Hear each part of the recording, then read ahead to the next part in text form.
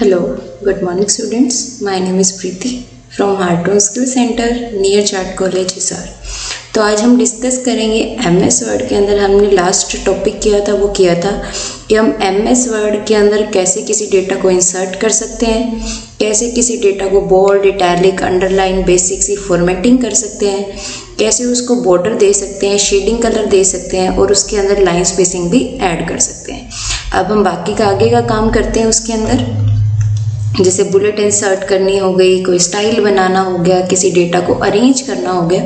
तो उसके लिए सबसे पहले हम स्टार्ट बटन, ऑल प्रोग्राम्स में MS ऑफिस, और यहाँ से मैंने क्लिक किया माइक्रोसॉफ्ट ऑफिस वर्ड पे। तो आपके पास ये MS वर्ड ओपन हो गया है। इसको मैं यहाँ से मैक्सिमाइज कर रही हूँ, ठीक है। तो हमने लास्ट टॉपिक कर लिया था यहाँ अलाइनमेंट तक, ठीक है। हम एक इसके अंदर बात करते हैं फ़ॉन्ट डायलॉग बॉक्स की। तो आपको यहाँ पे ये जो फ़ॉन्ट है, फ़ॉन्ट के साइड में यहाँ पे कॉर्नर पॉइंट दिख रहा होगा। इसको जैसे ही मैं क्लिक करती हूँ तो अब आपके सामने ये जो बॉक्स ओपन हो रहा है, इसे हम बोलते हैं फ़ॉन्ट डायलॉग बॉक्स। इस फ़ॉन्ट डायलॉग बॉक्स को ओपन करने का तरीका होता है कंट्रोल+D। कंट्रोल के साथ में D प्रेस करोगे तो आपके पास एक फ़ॉन्ट डायलॉग बॉक्स ओपन होगा, जिसकी हेल्प से आप क्या कर सकते हो, किसी भी डेटा को, किसी भी नंबर को आप बाय डिफ़ॉल्ट में सेट कर सकते हो। By default in the sense कि जब भी कोई भी इस कंप्यूटर को ओपन करे तो उसके अंदर फ़ॉन्ट का फेस एरियल चले, कैलिबरी चले, या फिर एरियल ब्लैक चले, जोकरमैन चले।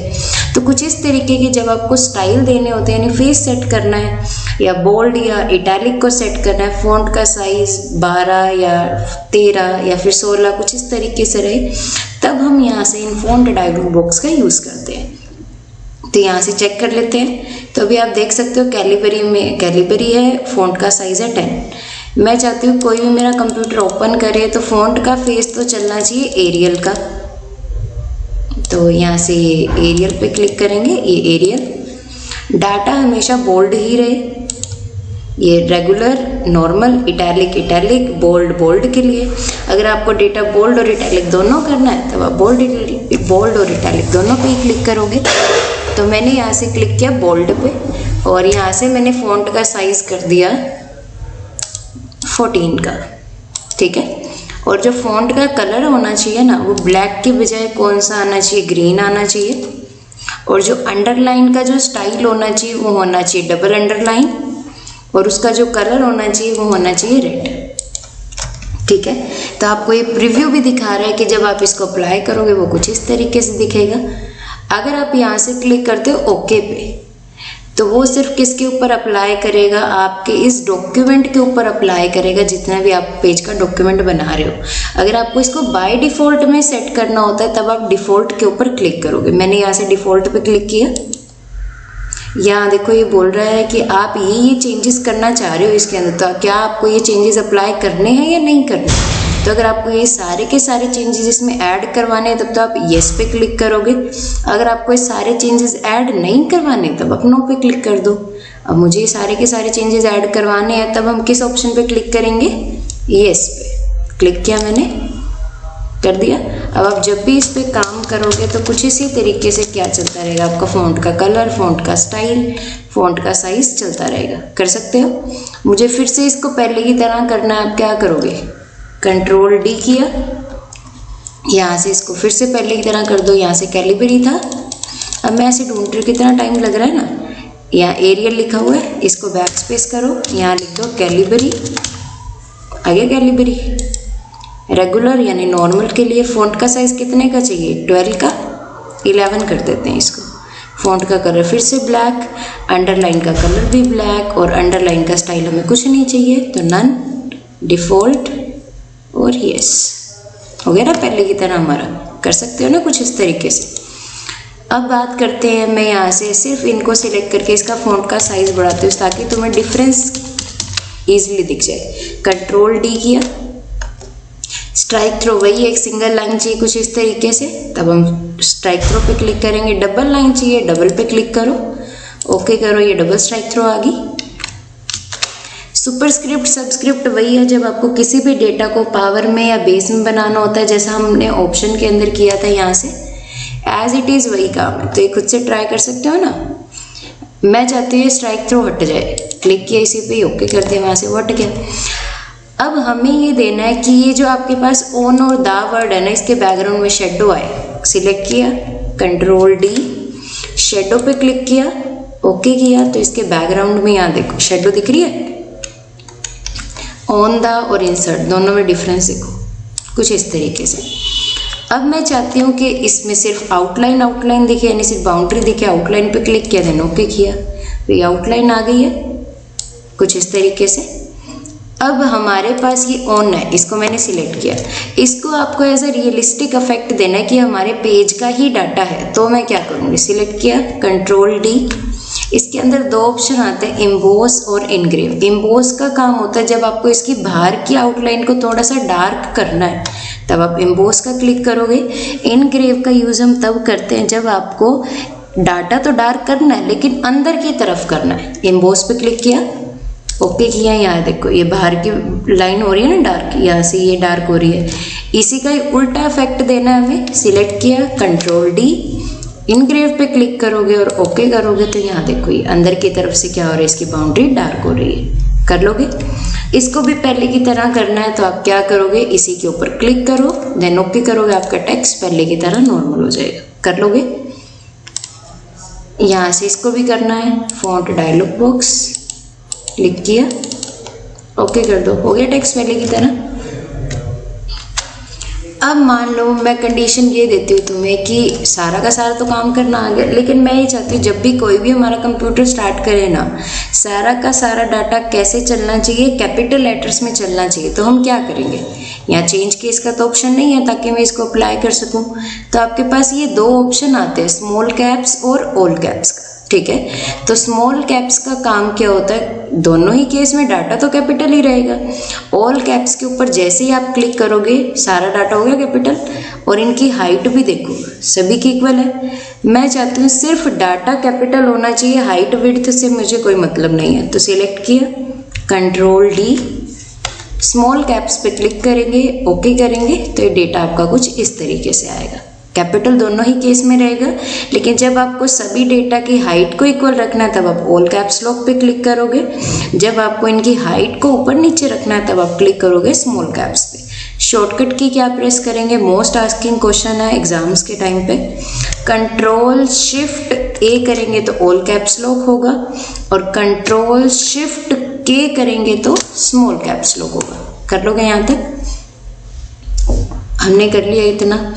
अब बात करते हैं कि ये जो आपके पास ये लाइन है, ये मुझे इस डॉक्यूमेंट में दिखे ही ना, रहनी चाहिए लेकिन ये किसी को दिखनी नहीं चाहिए। तो हम क्या करेंगे, हाइड कर सकते हैं। सिलेक्ट किया, कंट्रोल डी, हिडन पे क्लिक करोगे, ओके करोगे, हो गया वहाँ से वो हाइड। अब मुझे नहीं पता कि डाटा मैंने कहाँ से हाइड किया है, तो हम क्या करेंगे, कंट्रोल प्लस में ए करो सिलेक्ट ऑल के लिए, कंट्रोल प्लस में डी करो डायलॉग बॉक्स के लिए, हिडन के ऊपर दोबारा क्लिक करोगे, क्लिक किया मैंने। अब क्या करना है, ओके हो गया वो फिर से अनहाइड।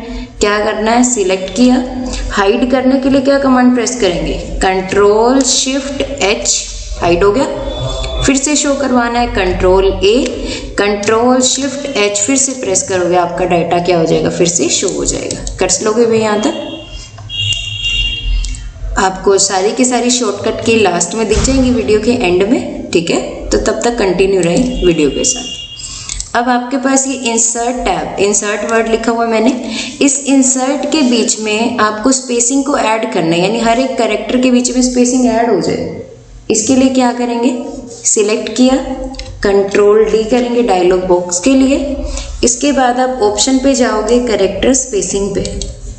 कैरेक्टर स्पेसिंग के अंदर आपको ऑप्शन मिलेगा स्पेसिंग के नाम से, या ये नॉर्मल लिखा हुआ है, इस पे क्लिक करेंगे। अगर आपको स्पेस को ऐड करना है तब तो आप एक्सपैंड पे क्लिक करोगे, और जब आपको स्पेस को ख़त्म करना है तब आप कंडेंस पे क्लिक करोगे। मुझे स्पेस ऐड करना है, एक्सपैंड पे क्लिक किया। यहाँ पे आप पॉइंट लिखो, कितने पॉइंट स्पेस चाहिए, 25 चाहिए, ओके किया, 25 हो गया, ठीक है। मेरे को कम करना है, कंट्रोल डी, इसको मैं कर देती हूँ 15, ओके किया, तो कितने पॉइंट का स्पेस हो गया, 15 का। ऐसे अब मुझे बिल्कुल ही स्पेस खत्म करना है, तब आप क्या करोगे, यहाँ से मैं इसको थोड़ा कम कर देती हूँ क्योंकि कंडेंस में ज़्यादा होता है। कंडेंस पे क्लिक किया, ओके किया, तो ये कुछ इस तरीके से कैरेक्टर्स के बीच में स्पेसिंग क्या हो जाएगी, खत्म हो जाएगी। कर लोगे यहाँ तक।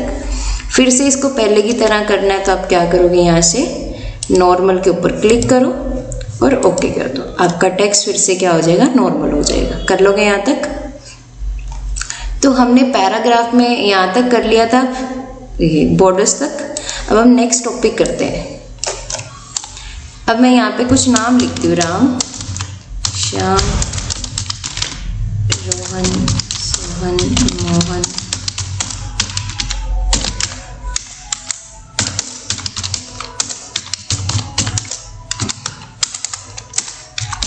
कुछ इस तरीके से, ठीक है।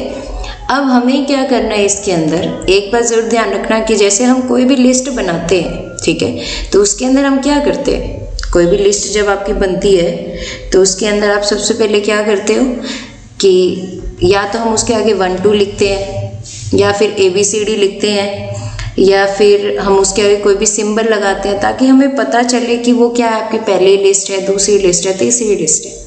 तो जब आप किसी भी नाम के आगे कोई भी सिंबल लगाते हो, कोई भी जैसे निशान लगाते हो, जैसे कोई एरो का सिंबल हो गया, डॉट हो गई, कोमा हो गया, तो उसे हम क्या बोलेंगे, बुलेट बोलेंगे। क्या बोलेंगे, बुलेट्स। 1 2 3 ABCD रोमन नंबर, उसे हम बोलेंगे नंबरिंग लिस्ट। और जैसे ही आपको एक पार्ट का सब पार्ट बनाना हो, सब पार्ट का भी सब सेक्शन बनाना है, तब आप किस ऑप्शन का यूज करोगे, मल्टी लेवल लिस्ट। तो मैंने सबसे पहले इसको सिलेक्ट किया। कोई सिंबल लगाना है तो हम किस ऑप्शन पे क्लिक करेंगे, बुलेट्स पे। बुलेट लिस्ट आपकी फर्स्ट है, इस पे क्लिक किया मैंने। यहाँ से आप वो नंबर चूज कर सकते हो जो भी आपको सिंबल चाहिए, कुछ इस तरीके से, ठीक है। इसके लिए हम शॉर्टकट की क्या प्रेस करेंगे, Ctrl+Shift+L करेंगे। बाय डिफॉल्ट जो आपकी लिस्ट चलती है वो यही होती है, डॉटेड वाली, सर्कल वाली। फिर से यही बटन प्रेस करोगे, वहां से वो लिस्ट क्या हो जाएगी, रिमूव हो जाएगी, ठीक है। या आपके पास एक और तरीका आता है, बुलेट्स पे जाओ, नन के ऊपर क्लिक कर दो, वहां से वो लिस्ट रिमूव हो जाएगी। कर लोगे बच्चों यहाँ तक। अब मैं इसके अंदर बात करती हूँ कि मुझे यहाँ पे 1 2 3 4 अप्लाई करना, तो वो मैं कैसे करूँ। तो आप जाओगे यहाँ से नंबरिंग लिस्ट पे, 1 2 3 ब्रैकेट में, ABC कैपिटल में, रोमन में, स्मॉल में, तो कोई भी आप यहाँ से स्टाइल इजीली अप्लाई कर सकते हो। कर लोगे ना यहाँ तक। मैंने इस पे क्लिक किया, हो गया अप्लाई। फिर से हटाना है, इसी पे क्लिक किया और यहाँ से इसको नन कर दिया। कर लोगे ना यहाँ तक। अब आपने नोटिस किया होगा कि जैसे अब हम कोई लिस्ट बनाते हैं, जैसे इनपुट डिवाइस लिखा मैंने, इनपुट डिवाइस के पॉइंट्स लिखने हैं, तो अब मैं क्या करती हूँ, यहाँ से पहले तो मैं 1 लिखती हूँ, ये, ठीक है, यहाँ से रहने देते हैं। तीसरी लिस्ट आते हैं मल्टी लेवल लिस्ट। जब आपको एक पार्ट का दूसरा सब पार्ट बनाना और उस सब पार्ट का भी सब सेक्शन बनाना होता है, तो मुझे ये चाहिए। मैंने इस पर क्लिक किया, यहाँ मैंने लिखा इनपुट डिवाइस, ठीक है, एंटर किया, यहाँ आ गया 2। लेकिन मुझे यहाँ पे 2 नहीं चाहिए, मुझे यहाँ पे A लिखना है ताकि मैं यहाँ लिख सकूँ कीबोर्ड। फिर B चाहिए ताकि मैं वहाँ लिख सकूँ माउस। फिर मुझे माउस के भी पॉइंट्स लिखने हैं, जैसे USB माउस हो गया, वायरलेस हो गया, तो वो मैं कैसे बनाऊंगी।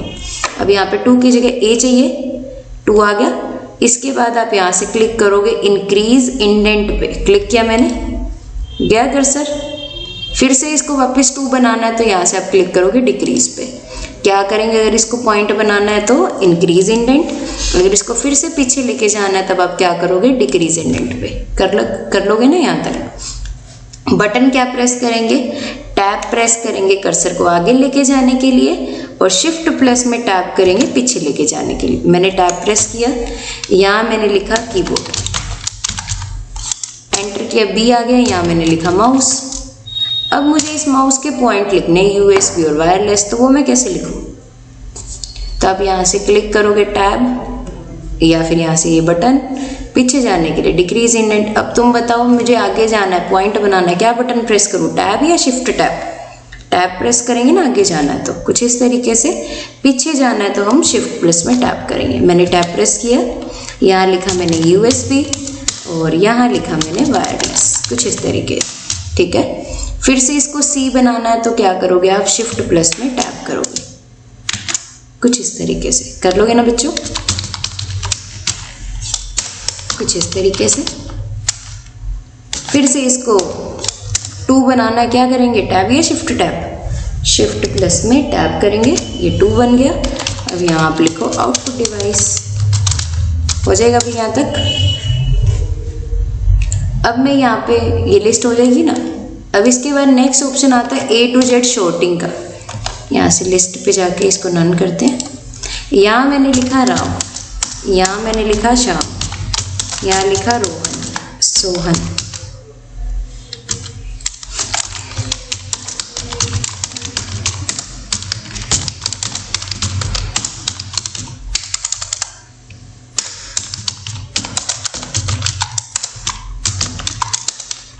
ये कुछ नाम लिखे हैं मैंने, ठीक है। अब इसको या तो असेंडिंग में या फिर डिसेंडिंग में। अब असेंडिंग डिसेंडिंग कैसे होता है कि ए नाम वाले पहले आए, फिर बी नाम वाले बाद में, फिर सी, फिर डी, फिर ई, कुछ इस तरीके से। एरिया सिलेक्ट कर लो सबसे पहले, A to Z शॉर्टिंग पे जाओगे। है अब यहाँ पे देखो स्टार्टिंग में आता है पैराग्राफ। अब ये है तो ऐसा पैराग्राफ की तरह। अगर ये कोई और डेटा लिखा हुआ है, आपने किसी और फॉर्मेट में लिखा हुआ है, तो आप यहाँ से चूज करोगे फील्ड 1 को, ठीक है। तो ये ऑटोमेटिकली ही उठाता है यहाँ पे। तो मैंने यहाँ से क्लिक किया पैराग्राफ पे। अब यहाँ पे आप किस डेटा को शॉर्ट करना चाहते हो, सेंडिंग और डिसेंडिंग में, किसी टेक्स्ट को करने वाले हो ना, तो यहाँ पे आप टाइप में क्या लिखोगे, टेक्स्ट लिखोगे। अगर किसी नंबर को करना है, यानी कोई नंबर्स लिखे हो उनको करना है, तो नंबर पे। अगर कोई तारीख लिखी हो यानी डेट लिखा हुआ, तब आप क्लिक करोगे डेट पे। तो मुझे किसी टेक्स्ट को करना है, टेक्स्ट पे क्लिक किया। डिसेंडिंग फॉर्मेट में करना है, डिसेंडिंग पे क्लिक करो, देन ओके करो, हो गया। और डिसेंडिंग में फिर से असेंडिंग में करना है, A to Z ascending, okay, तो गया असेंडिंग में, कर लोगे भी यहाँ तक, ठीक। अब मैं यहाँ कमांड लगाती is equal to RAND bracket start bracket बंद देन एंटर, ठीक है। अब आपको पता है कि जैसे अब इंग्लिश की गाइड्स होती है, उसमें क्या होता है कि ये जो आपका पहला पैराग्राफ है वो लेफ्ट साइड में होगा, सेकंड जो पैराग्राफ है वो यहाँ राइट साइड में होगा, थर्ड जो पैराग्राफ वो सेंटर में होगा। अब जितनी भी बुक वगैरह बनती है वो सारी की सारी बनती तो MS वर्ड में ही है। तो ये पैराग्राफ को कैसे एडजस्ट किया होगा, आप नोटिस करते हो जब भी आप काम करते हो, यहाँ पे एक स्केल दिखता है आपको, दिख रहा है ना स्केल। इस स्केल को हम क्या बोलते हैं, रूलर बोलते हैं। तो अब इस रूलर के पॉइंट पे देखो, यहाँ पे स्टार्टिंग में ये 2 पॉइंट्स दिए हुए हैं, ठीक है। इसके बाद में यहाँ पे लास्ट में भी एक पॉइंट दिया हुआ है ना, यहाँ पे एक पॉइंट। तो यहाँ देखो जहाँ पर ये लेफ्ट पॉइंट है, यानी ये जो इंडेंट आपको दिख रहा है, वहीं से ही आपका काम लिखने का स्टार्ट हो रहा है। ये देखो इसी पॉइंट से ही हो रहा है ना। जहाँ पर आपका ये राइट इंडेंट होता है, वहाँ पे आपका काम लिखना खत्म हो रहा है, यानी वहीं पे स्टॉप हो जाता है। तो जहाँ पर भी ये दोनों इंडेंट हो गए, वहीं से ही आपका काम स्टार्ट और वहीं से ही आपका काम स्टॉप होगा। तो अब आपको क्या करना है, सिलेक्ट करना है इस पैराग्राफ को। इस सारे के सारे डेटा को अगर आपको राइट में लेके जाना है, तो आप क्या करोगे, इस इंडेंट पे कर्सर रखा और इसको आप पीछे की तरफ ड्रैग करो, चला गया। फिर से वैसे ही करना पहले की तरह, इसी इंडेंट को आप आगे की तरफ मूव करवाओगे, कुछ इस तरीके से कर लोगे ना बच्चों। क्या करना है, पैराग्राफ को सिलेक्ट करना है। उसके बाद में अगर आपको इस डेटा को लेफ्ट साइड में लेके जाना है, तो इन दोनों इंडेंट को आप साथ में मूव करोगे आगे की तरफ, तो आगे चला जाएगा, कुछ इस तरीके से। फिर से उतना ही पीछे लेके जाना है, इसी पे क्लिक करो और इसको आप पीछे ले जाओ, कुछ इस तरीके से हो जाएगा। तो इसको हम पोएम के फॉर्मेट में बनाते हैं। सिलेक्ट किया, इसको तो कर दिया मैंने लेफ्ट में इतना, इसको सिलेक्ट किया, इसको मैंने कर दिया राइट में इतना, इसको सिलेक्ट किया, इसको मैंने कर दिया सेंटर में इतना।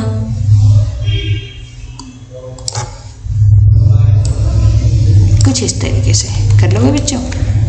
तो कुछ इस तरीके से हम किसी भी डेटा को क्या कर सकते हैं, सेट कर सकते हैं, हो जाएगा। Control A। अब इस इंडेंट को पहले की तरह करना है, इसको वहां ले जाओ पीछे, कुछ इस तरीके से। कर्सर सिलेक्ट करना पड़ेगा शायद, तभी ये पीछे जाएगा, ठीक है। एक एक पैराग्राफ को एक एक बार सिलेक्ट करो, देन अप्लाई करो।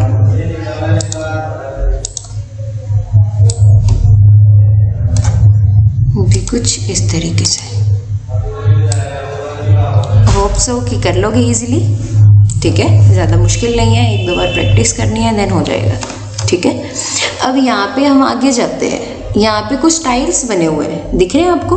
स्टाइल्स का टॉपिक है। यहाँ से मैं नो स्पेसिंग पे, इसको पहले पूरे को सिलेक्ट करते हैं। नो स्पेसिंग पे क्लिक किया तो मैंने कुछ इस तरीके से आ रहा है। हेडिंग 1 में कुछ इस तरीके से, हेडिंग 2, हेडिंग 3, हेडिंग 4, टाइटल, सब टाइटल, एम्फेसिस। तो इसमें क्या हो रहा है, या तो फ़ॉन्ट का साइज़ बढ़ रहा है या फ़ॉन्ट का साइज़ घट रहा है, फ़ॉन्ट का कलर चेंज हो रहा है, यही सब हो रहा है। मैं कंडीशन ये देना चाहती हूँ कि मुझे एक खुद का स्टाइल बना के यहाँ पे सेव करवाना, तो वो मैं कैसे करूँगी?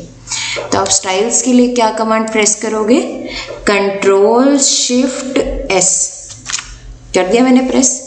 कभी भी आपको नॉर्मल स्टाइल के अंदर चेंजेस नहीं करने, नॉर्मल हमेशा रखना ही रखना है, ताकि आप जब भी उसको पहले की तरह करना चाहो तो आप नॉर्मल के ऊपर क्लिक कर सको। तो यहाँ पे मैं नाम बनाती हूँ, कंप्यूटर के नाम से बनाना है मुझे, तो मैंने यहाँ लिखा कंप्यूटर। अब ये नाम नया है तो यहाँ से न्यू पे क्लिक करेंगे। ठीक है, यहाँ ये बन गया, लेकिन इसके अंदर अभी कोई चेंजेस तो ऐड नहीं हुए हैं। तो चेंजेस को ऐड करने के लिए आप क्या करोगे? मॉडिफाई के ऊपर क्लिक करेंगे। आप सभी को पता है चेंजेस को ऐड करना होता है तब हम मॉडिफाई पे क्लिक करते हैं। तो हमने क्लिक किया यहाँ से मॉडिफाई पे, हो गया क्लिक। अब यहाँ देखो फॉन्ट का स्टाइल आपको क्या चाहिए? जोकरमैन का। यहाँ मैं लिख देती हूँ JOKERMAN, जोकरमैन। फॉन्ट का साइज आपको चाहिए 15 का, यहाँ लिखा मैंने 15। डाटा बोल्ड भी होना चाहिए, इटैलिक नहीं करना, अंडरलाइन ये वाली नहीं चाहिए।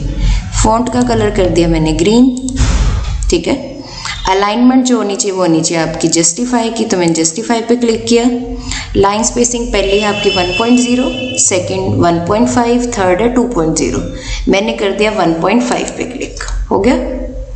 अब हमें जो लाइन चाहिए ना अंडरलाइन की, वो डबल में चाहिए, तो मैं कैसे लेके आऊँ बताओ? डबल अंडरलाइन हमारी किस में होती थी? फॉन्ट डायलॉग बॉक्स में। तो यहाँ से आप फॉर्मेट पे जाओगे, फॉन्ट पे जाओगे, हो गया आपका फॉन्ट डायलॉग बॉक्स ओपन। अब इसके अंदर आप क्लिक करो डबल अंडरलाइन पे, उसका कलर क्या होना चाहिए? रेड। ओके, यहाँ से इसको भी ओके, हो गया आपका वो स्टाइल अप्लाई।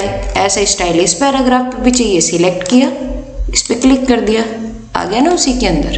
कर लोगे, फिर से पहले की तरह करना है तो यहाँ नॉर्मल पे क्लिक कर दो, ऐसे इसको सिलेक्ट किया, इसको भी पहले की तरह करना है तो नॉर्मल के ऊपर हमने क्लिक कर दिया। कर लोगे। अब एक बात देखो, यहाँ पे ये कंप्यूटर का स्टाइल है, ठीक है। मैं Ctrl+N करती हूँ न्यू विंडो के लिए। अब उसमें तो नहीं आया ना, ये नहीं दिख रहा है यहाँ पे कहीं पर भी, नहीं है ना। तो मैं ये चाहती हूँ कि जब भी मैं नई विंडो ओपन करूँ ना, उसमें भी ये स्टाइल चाहिए मुझे।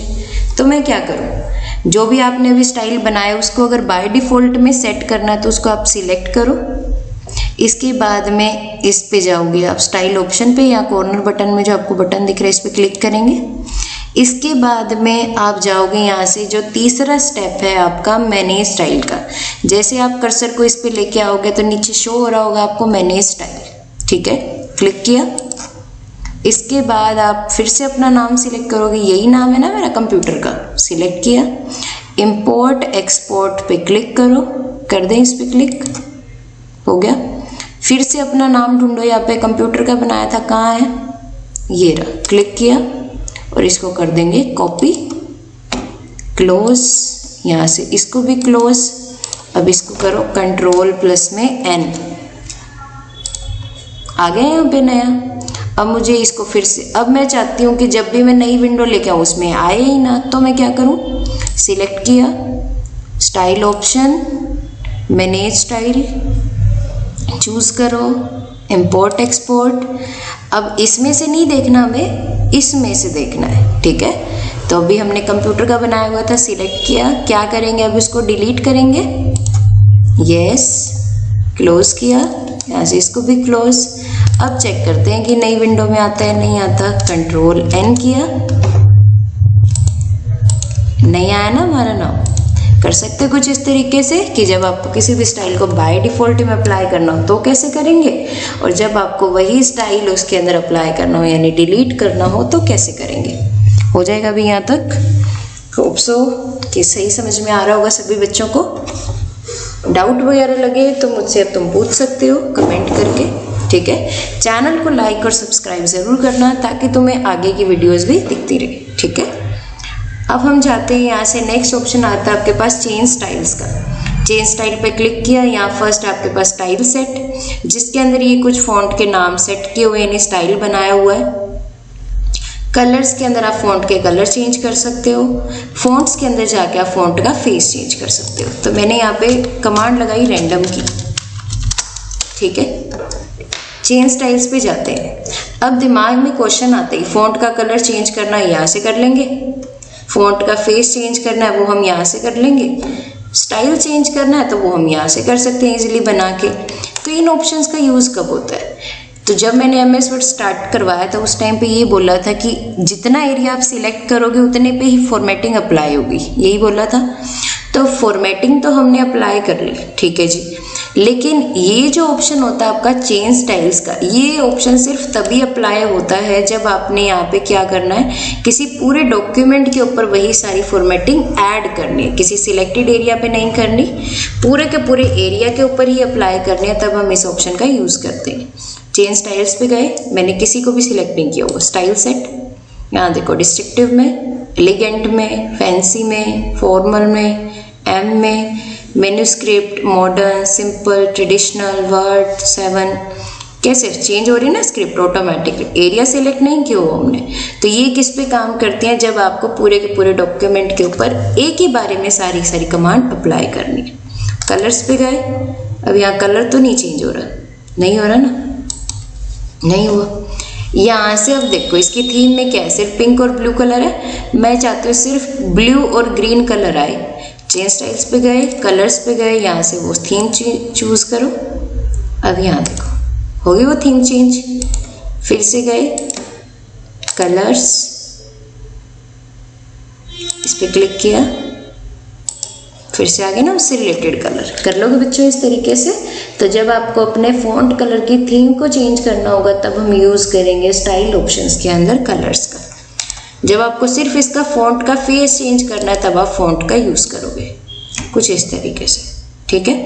तो ये ऑप्शन सिर्फ तभी काम करेगा, इन दोनों में से दो ही कमांड काम करती है, या तो आप स्टाइल सेट का यूज़ कर सकते हो या फिर आप फॉन्ट का यूज़ कर सकते हो। तीनों ऑप्शन एक साथ कभी नहीं चलते हैं, वो कभी कभी वर्जन के ऊपर डिपेंड कर देता है। किसी में तो ये तीनों भी चलेंगे, कई कंप्यूटर के अंदर ये फॉन्ट्स की कमांड अप्लाई नहीं होती है क्योंकि वो हमने स्टाइल के अंदर बाय डिफ़ॉल्ट में सेट कर रखी होती है, सिर्फ इसीलिए इसका रीज़न आता है। नेक्स्ट करते हैं फाइंड, रिप्लेस, सिलेक्ट, जल्दी कर लेते हैं, छोटी सी कमांड है, इजी सी। तो फाइंड के काम क्या होता है कि जब आपको किसी भी डेटा को फाइंड करना है, सपोज अब मैं इसको कॉपी पेस्ट कर लेती हूँ ताकि हम इजीली समझ सके। सिलेक्ट किया, control C, cursor control V, कितने पेज हो गए हमारे, 2 पेज हो गए, और कर्सर कौन से पेज पे, दूसरे पे, पहले पे क्लिक किया, फर्स्ट पेज आ गया ना यहाँ पे ऑटोमेटिकली। अब मुझे यहाँ से एक वर्ड फाइंड आउट करना है, इंसर्ट। क्या करेंगे, Ctrl+F कर दिया प्रेस। क्या फाइंड आउट करना है, इंसर्ट वर्ड। तो यहाँ पे आप क्या लिखोगे, इंसर्ट लिखा मैंने, फाइंड नेक्स्ट हो गया, फिर find next, find next, find next, find next, कुछ इस तरीके से कर सकते हो। मैं अब ये चाहती हूँ कि जो जो वर्ड इसने सिलेक्ट किया इंसर्ट वर्ड, इस पूरे डॉक्यूमेंट में जहाँ पर भी इंसर्ट वर्ड लिखे हुए हैं ना, वो सारे के सारे अलग कलर से हाईलाइट हो जाए ताकि मैं इजीली पहचान सकूँ कि वो आपका इंसर्ट वर्ड है। तो आप क्या करोगे, Ctrl+F किया, यहाँ आप कर दो रीडिंग हाईलाइट के अंदर हाईलाइट ऑल, हो गए सारे के सारे हाईलाइट, कुछ इस तरीके से। फिर से हटाना है, Ctrl+F, रीडिंग हाईलाइट पे जाके क्लियर हाईलाइटिंग, और इसको कर दो आप क्लोज, हट गया वहाँ से। अब कमांड ये देनी है हमने कि मुझे सिर्फ इतने ही एरिया में फाइंड करवाना है कि इतने एरिया में इंसर्ट कहाँ लिखा हुआ है। सिलेक्ट किया, Ctrl+F, इंसर्ट, फाइंड इन में जाके कर दो करंट सिलेक्शन, यानी जितना एरिया मैंने सिलेक्ट किया हुआ सिर्फ उतने में से ही ढूंढवा दे। पूरे डॉक्यूमेंट में से देखना है तब तो आप मेन डॉक्यूमेंट पे क्लिक करोगे, सिर्फ सिलेक्टेड एरिया में से देखना है तब आप क्लिक करो करंट सिलेक्शन पे, देन आप कर दो क्लोज। तो इतने सिलेक्टेड एरिया में तो भाई सिर्फ 2 ही वर्ड है, तो इसने फाइंड करवा दिया हमें इजीली, कर सकते हो ना। अब यहाँ मैंने लिखा हुआ है इंसर्शन, एक यहाँ लिख देते हैं इंसर्शन, ठीक है। एक यहाँ मैं कैपिटल में लिख देती हूँ इंसर्शन।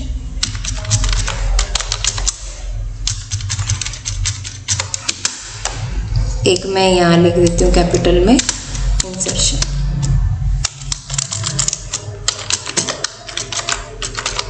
कुछ इस तरीके से, ठीक है।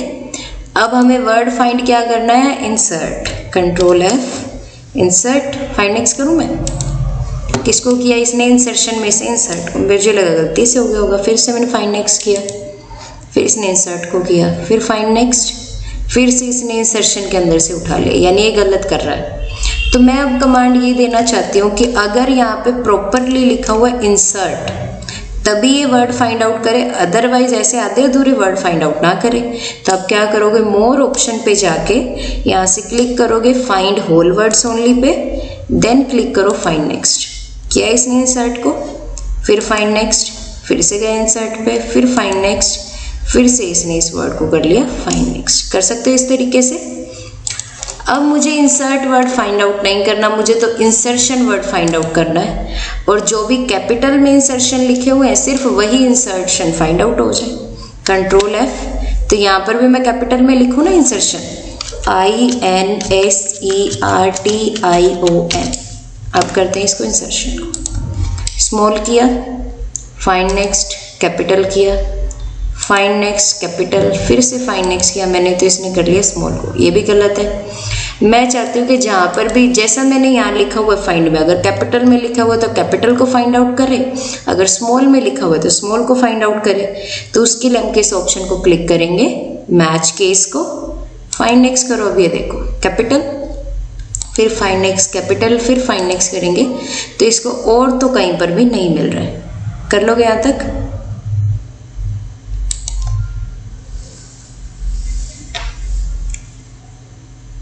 कुछ इस तरीके से हम क्या करेंगे, इन कमांड्स का यूज करेंगे।